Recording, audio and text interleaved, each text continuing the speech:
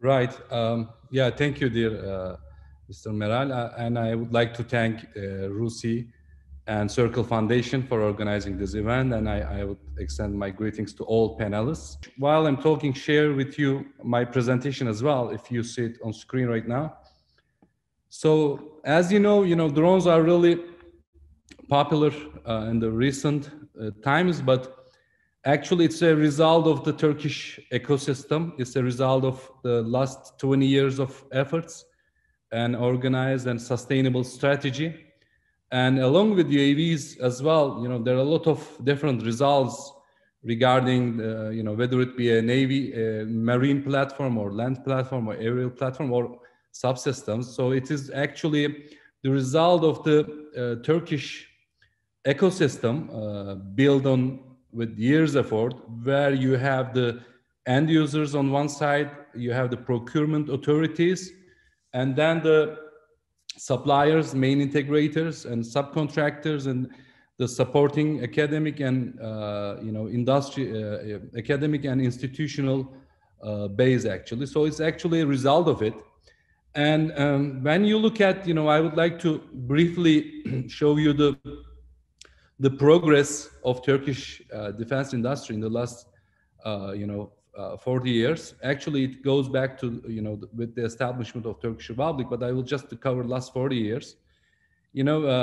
Turkey was, after the Cyprus operation, Turkey was started, doing some indigenous attempts and establishments, and then moved into direct procurement and joint manufacturing.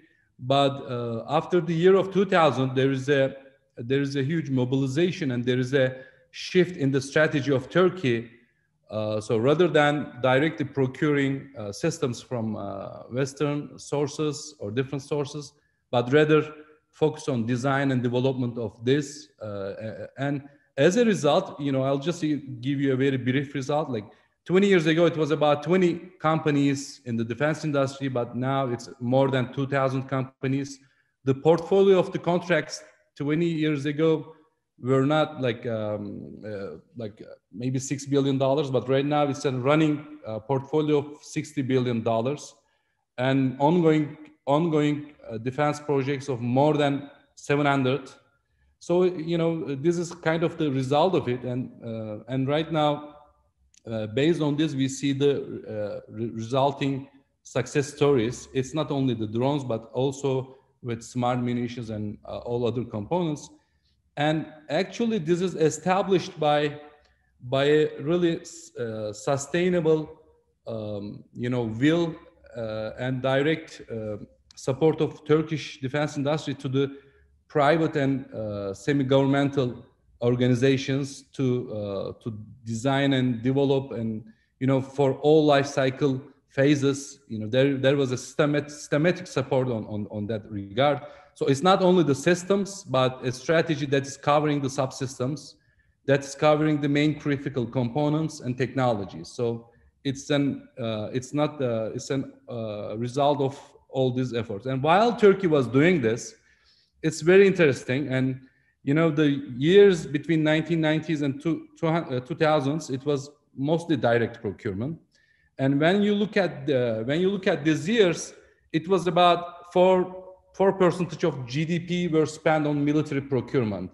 This statistics was taken from the SIPRI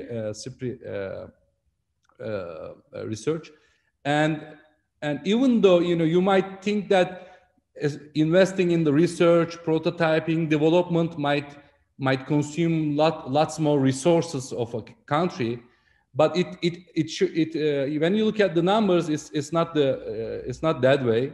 You notice that there's a decreasing ratio of GDP spent on military expenditure, an increasing level of localization and indigenous products, and you are getting much more better results with it. So you see that obviously with the cumulative aggregate growth rates on different time periods, and you see the result of it in Turkey.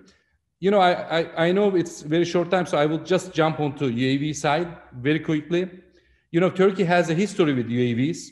And unfortunately, that history motivated and caused Turkey to develop a new strategy. And based on that new strategy, we just today see the results of it. So Turkey was before procuring from US, from Israel, these systems were denied when Turkey wanted to procure the system. So then Turkey decided to make a new attempt, a new approach, and today we see the results of it actually. And when you look at the, our close region or our periphery, we notice that these are really heavily used assets. Unmanned systems are heavily used assets as they can take risk, as they are really very active and game changer elements. So they are heavily used on our neighbors. Baykar, I'm a CEO of Baykar, and Baykar is a research and manufacturing company based in Istanbul. And in the last 20 years, we are investing heavily on just unmanned systems. And we started with small size products, and day by day, year by year, we moved on larger scale products, and we are moving on that way. So you kind of see the portfolio of elements, portfolio of platforms. When we talk about UAV, it's actually a systems of systems. Platform is just an element of it. The platforms are really at the forefront, but actually they are just the element of the system. There's a huge network infrastructure that you need to develop, and all these communications and sensors and ground elements as well. And so from mini scale to strategic high altitude scale, we have a portfolio of systems, and all of these products that you see on the slide are actively in serial production. Of course, Bayraktar TB2 is active in the last 5 years, and it's recording huge amount of flight hours and used inside and outside of Turkey. And now we are as well with Akıncı, which is a strategic class platform, and which is in serial production as well. So when we look at Bayraktar TB2, it has been heavily used in the recent conflicts, and it is really a game changer and force multiplier platform, as it has a really, the performance to cost ratio of this performance divided by cost ratio is really very, very high. I will briefly maybe touch on to that. And also it's been heavily used, and it's been updated daily almost. So and the field and the environment that is being used is a very active environment. The dynamics are changing daily, so you really need to keep the systems up to date and be responsive and go on with your flights without any interruption. So that's really the difference that makes Bayraktar TB2 actually this much attractive as a product. And we have accumulated more than 300,000 hours with this platform. It's flying minimum 10,000 hours per month, which is just by itself, it is flying way more than the complete airfield of Turkey in the military area. So that's the reason. So here on the slide you see our end users. It's been operational in all of these countries, and also in Turkey, also in civilian area. We are actively involved in firefighting activities and sea patrol activities as well, along with military use. So and another very essential element, this was, I just put this slide because it was a lot on the news. These are all critical subsystems of this platform. So it's a totally tailor-made, and that's the way it is that differentiates this industry from automotive. It's impossible for you to just go out in the market and collect the subsystems and assemble them and come up with a performing product, as the standards and the industry is not that much deeply well established. So here you see all these critical subsystems, and by the way, none of them are can be procured by any Turkish company from outside of Turkey. So all of these items are tailor-made and very highly high-tech elements that make this product a reliable platform. And here you see the concept that how it's being used. You see the elements of ground elements, how how these are connected to each other with the ground network infrastructure. So it's kind of, the UAV is just the element there flying and performing its mission. And then I would like to talk about briefly about our new upcoming product. It's in serial production, flying lots of times daily right now. And so it's a, it's a new, built upon our experiences, build up experiences, and it's a strategic class platform with 2 turbine engines, which can carry about 1.5 tons of payload weight, which can carry, in Turkey, there is a huge variety of smart munitions, huge variety of electronic warfare payloads. So it's kind of a flagship product that combines all these main elements that are widely available in the Turkish industry. So it is a really promising technology right now for Turkey. And this platform can fly up to 40,000 feet. And it has a, more than triple redundancy. And it has artificial intelligence, about 4 artificial intelligence computers. I mean, it's such a sophisticated system that you need artificial intelligence to conduct and to make it, to take it to a high level of reliability. That's a very critical element for us. And it is equipped with ISR radar and beyond line of sight capabilities. So, I would just point to your remarks, Mr. Meral, about, how this thing really, how these technologies are kind of game changers on the field. Actually, there's a cycle, the conditions of the field is changing daily.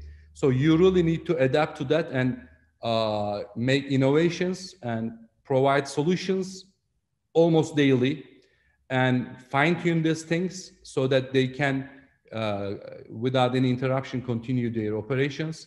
And of course, within Turkey and outside of close border of Turkey, it's really very hot. And this technology is really, are very critical for Turkey for its ongoing peace operations.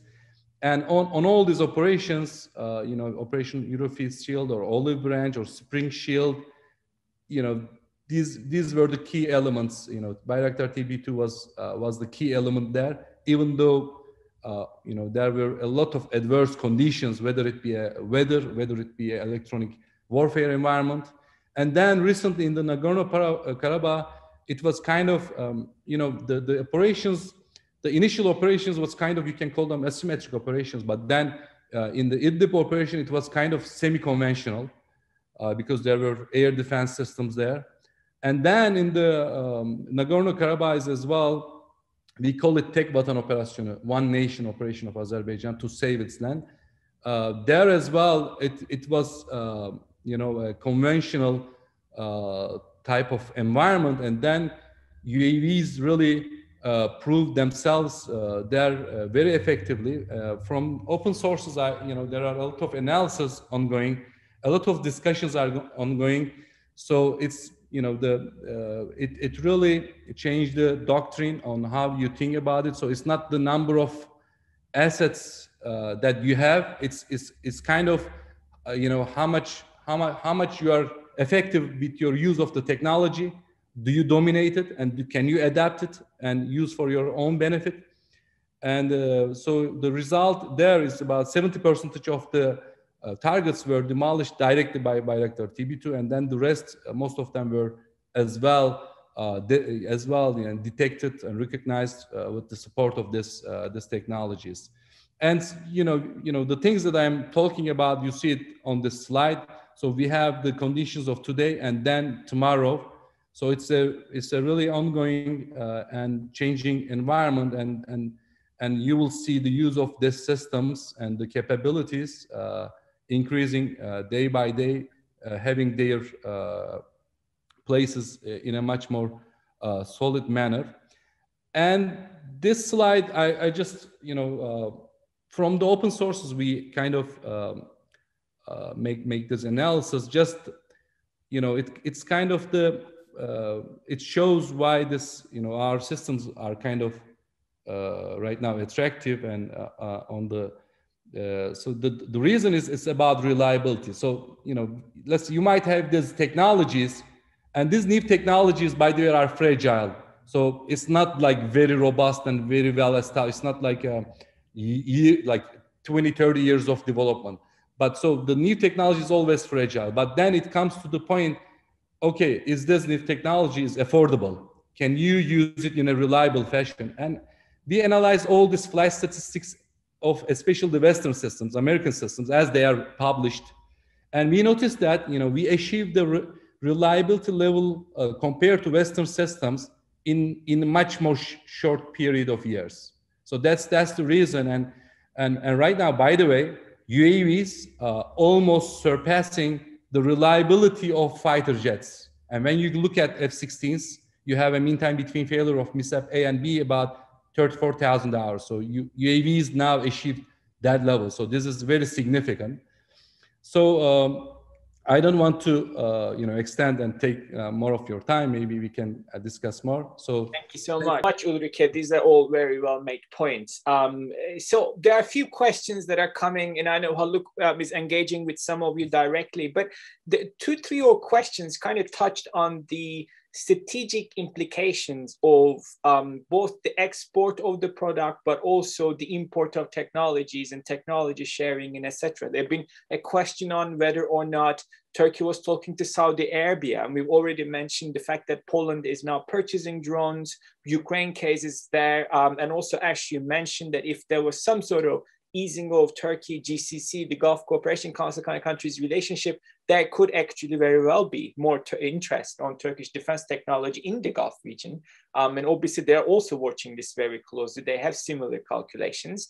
But Haluk and Can, I mean, I think first I'll start with you, but I'll bring in Ulrike and Ash as well too. And I appreciate that, as you rightfully said, Haluk Bey, to one of the questions, obviously you are a businessman, you direct a company. So, the political arena is not your decision making. So what you do is what you do. But it seems to me there is so much of geopolitics that gets entangled in the scope for a company like you, right? So you obviously, as a company, want to sell this great product, and there is a lot of interest, but then who buys it, when they buy it, what they do with it, poses a lot of questions and perceptions and conversations. Like Ukraine purchase got already a reaction from Russia, right? Already a threat from the Russian foreign minister, and Russian officials. But Poland, for example, has been remarkably historic, a lot muted reactions by others to it, but maybe some Gulf countries, and they're observing too. And both for you and Can, how do you think as a company, but also as a defense strategic community, Turkey is going to negotiate this very complex issue of geostrategy, geopolitics,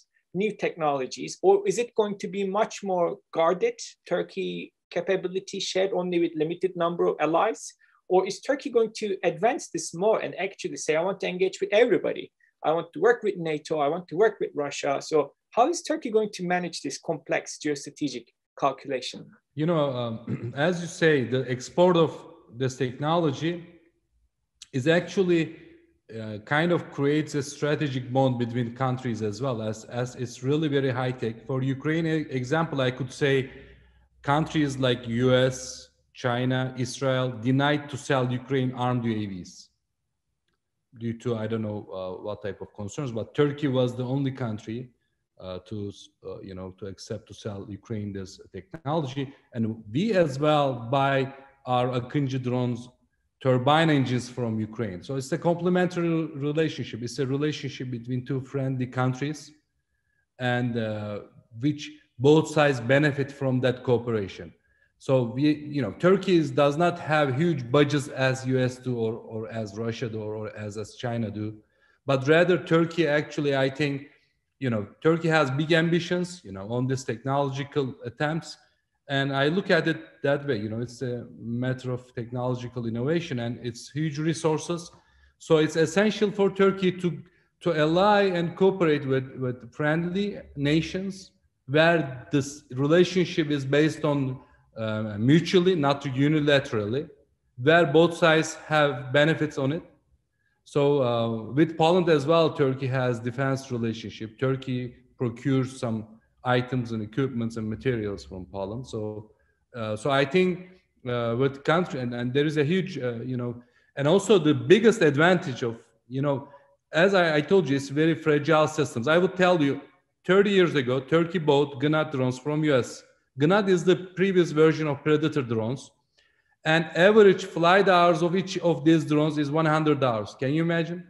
You pay millions of dollars and you fly them on average 100 hours before scratch. The thing is, if you really don't have the means to sustain the systems from logistics or development, if you cannot establish that cycle, you can't benefit from these systems. And so, so wherever Turkey builds a relationship, whether it be Ukraine or Poland or Azerbaijan or other with Qatar or other countries, we don't build a one-sided relationship. You know, these are totally software-based, sophisticated systems, millions of codes in it, and they're embedded. Even one line of code can make them be not available for use for that nation if it's one-sided. You don't know what's inside. So you shall be open and cooperative while establishing these relationships. And of course, it's not like, you know, there is all sorts of export licensing applications. There are some filters, and they look at the use and how it's being benefited. So this is I think, you know, I get it that way. And the other thing also I would love to mention, and this is, I think, critical and misunderstood. I think it's because of based on some perceptions about drones that are based on, you know, some Western news, I don't know, on different countries. You know, Turkey is using this technology in a very delicate way. I would give you an example with Operation Olive Branch. You cannot show just, and everything is on the media, on the YouTube or social media. There is no single evidence, single event that Turkey attempted to designate civilians. You know, drones give you the potential to differentiate between the terrorist and a civilian very clearly, very clearly. If you don't have that technology, imagine you are firing to the blind, in a blind way, and it's very risky, and it's not precise. I mean, this technology, you know, with this drones, you can now, with laser-guided missiles, within centimeters accuracy you have. So this gives you the advantage of eliminating collateral damage totally. And there is no single incident that I am aware that Turkey used this. Even, you know, Turkey is so delicate that they eliminate total collateral damage. If there was a single evidence, it would be big time on the world media against Turkey on this current, condition actually. So I think this is a very, that side is also very sensitive, but drones really gives you the advantage to, you know, have a clear image of the field. So that's my brief view on it.